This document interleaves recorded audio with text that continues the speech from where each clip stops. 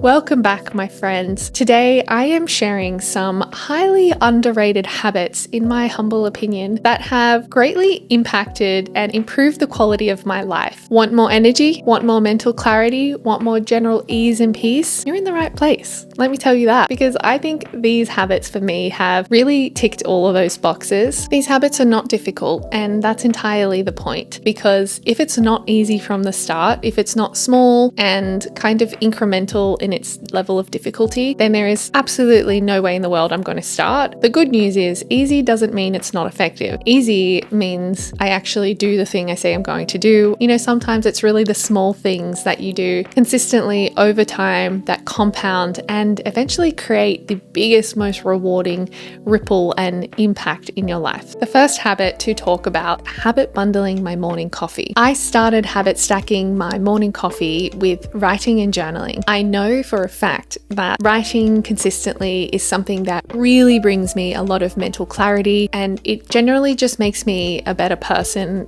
and a better functioning human in this world. I know that every single morning I'm going to have my coffee at more or less the same time of day because I'm addicted to caffeine. So I can use that as my prime opportunity to tie in this very beneficial habit for myself. Now, you can do this with absolutely anything you're trying to incorporate into your life. For me, I place my journal right in the same spot that I know I drink my coffee every single morning. So when I go make my coffee and sit down, it's not even a second thought. I have my journal literally right there in front of me. My pen is there, everything's ready to go, which makes the whole process 50,000 times easier because I'm not placing obstacles or hurdles in my way. I don't have to get back up and go and get my journal. A little bit of pre-thought and pre-preparation fast tracks that whole process. This is such a nice way to reinforce positive morning self-care, doing something for yourself that you know brings the best out in you, committing to the life that I know that I want to lead. And that's super, super powerful. Moving on to my next underrated habit, it's having a declutter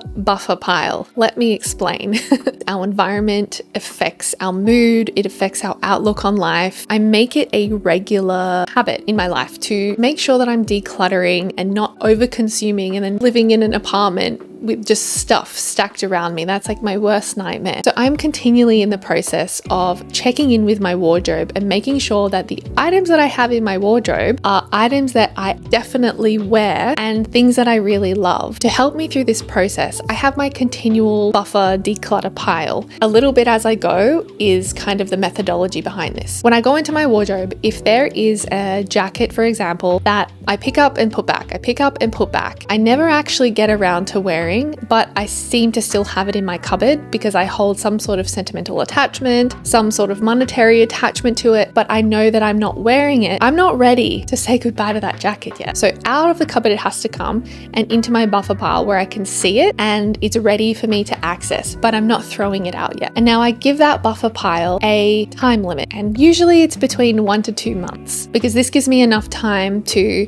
go out enough for weather to change, for different circumstances and occasions to arise where I have the opportunity to wear the thing that I'm potentially going to throw away or donate. Once I reach the time and I haven't picked up that item of clothing, then it's time for me to donate, give away, throw out, sell, whatever I need to do with that item because it's no longer serving me and it's no longer serving a purpose in my life, really. I think every single time I've never taken anything out of my buffer pile, and it's just a really nice way for me to make sure that I'm freeing up space in my home, specifically my wardrobe. That for me leads to so much mental clarity, more like peace of mind, knowing that like what I own feels manageable. It makes me aware of what I'm buying because I know that I'm in this constant cycle of decluttering and I'm constantly making my home feel lighter and fresher, and therefore my mind feel lighter and fresher. So the last thing I want to do is go and buy a bunch more things. I want to be really deliberate in what I'm adding to my home. Moving on to my next highly underrated habit, and that is making protein a priority in my meals. I changed up my diet to make protein the main focus of my meals, every single meal, probably like 2 years ago now. I am so glad I did because it has impacted the quality of my life quite significantly. When I used to eat, I would always feel sluggish after my meals. I feel like I'd have to lay down. I wouldn't really feel that satisfied sometimes. I'd still be thinking about food and thinking like, when can I get my next meal? Or thinking about the chocolate that I want to eat or the snacks that I want to eat, which took up so much mental energy, my digestive energy, and just didn't make me feel good. By actually making protein the focus of my meals, I have in one meal fixed all of the things that were draining me. I am satisfied, but not super full with my stomach being really full. I walk away from my meal thinking my stomach feels good. There's not an overwhelming amount of volume in my stomach, but I don't want to eat anymore. I feel super satisfied. It stopped my sugar cravings because protein is so satisfying. It helped reduce my sugar fluctuations, and so I wasn't getting sugar crashes. I have so much more energy and my fitness level is so much better. My body composition is better. Everything is better.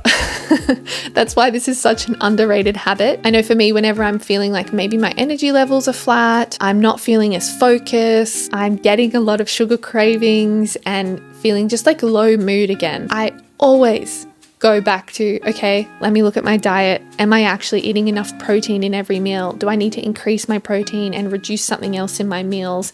Do I need to shift the amount of protein I'm getting at different times of the day? I find that getting enough protein in the morning and lunchtime is so helpful to really help stop the excessive eating and sugar cravings and energy lulls that come usually around like 3 or 4 o'clock and after dinner. Front load or top load your day with a lot of protein. So get a really high protein breakfast, get a high protein lunch.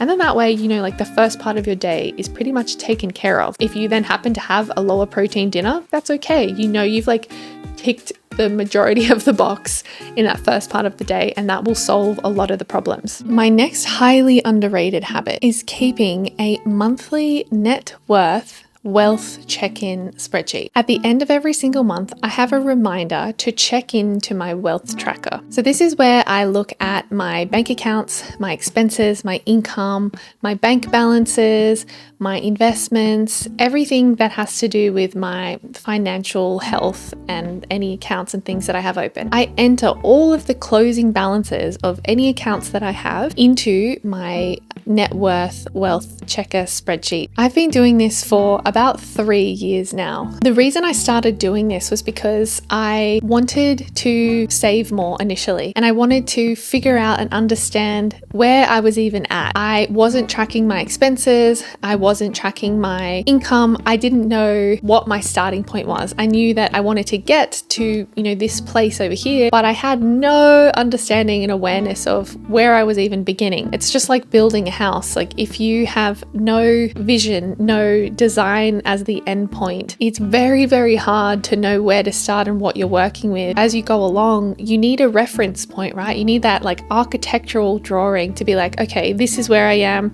This is what needs to happen. This is where we're going. That's how I think of my net worth checker. It's this reference point for me to see, am I moving towards the financial goals that I've set for myself? Am I going backwards? What is the situation? I need some way to check in with myself. The biggest impact that I've found that this has had on my life is that it takes out the kind of existential dread and worry that money can often bring, and those thoughts of like, I don't know what I'm spending. Am I spending too much? The lack of understanding about what your financial health is like, where it sits. In the time before, when I didn't have any kind of system in place, I was constantly worried and thinking about this. It was no good me having like this mentality of out of sight, out of mind, because it was only fueling more stress, frustration, worry, anxiety. Bringing some awareness into this by setting myself up, having this very simple, easy system, but a reliable system, almost like immediately take those worries away and give them a purpose. I can actually determine, okay, yeah, I am spending more. My worries are like rooted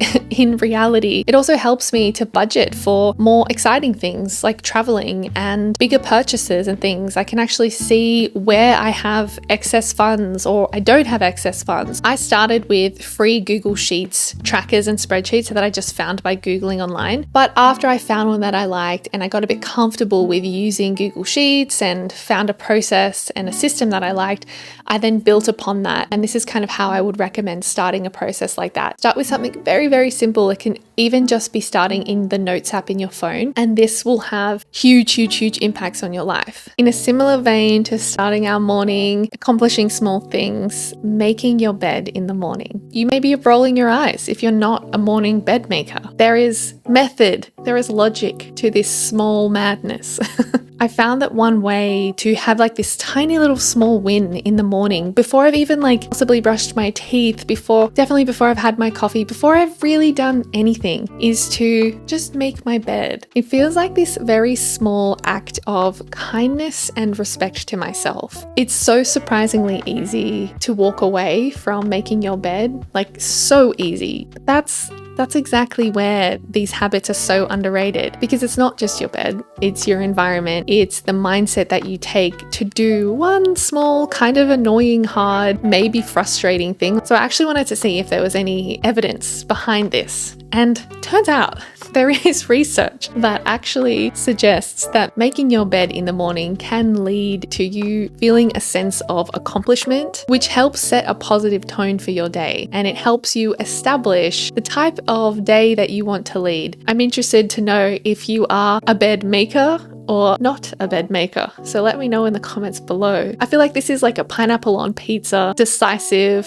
opinion topic. You're either for it or you're against it, and there's really no middle ground. This brings me into my next underrated habit: it's to declutter and curate your digital life. We live just as much now in the digital world as we do in the real world, in like the physical world around us. I find it so incredibly important to make sure that my digital world is also serving me in the same ways as my, the material physical world around me. My digital life is a source of stress and attention grabbing and can be a source of low mood. It really helps for me to make sure that I'm cleaning out my digital world and making it a place that doesn't feel as stressful for myself. That means for me, the same rules need to apply. This starts with my iPhone. On the first page of my iPhone screen, I have things that I want my attention to go to, whether it's journaling, meditation apps, breathing apps. Try and turn off, certain notifications and mute things as much as possible, and silence notifications. Use do not disturb, because I'm living in my digital world as well as my physical world. So I want to give myself the best chance to choose better choices and to make my digital life a better experience, so that my attention is not being constantly pulled away to things where I don't want my attention to go. This also leads into kind of decluttering my social media. I'm ruthless now with my social media. I use the mute function on Instagram so much.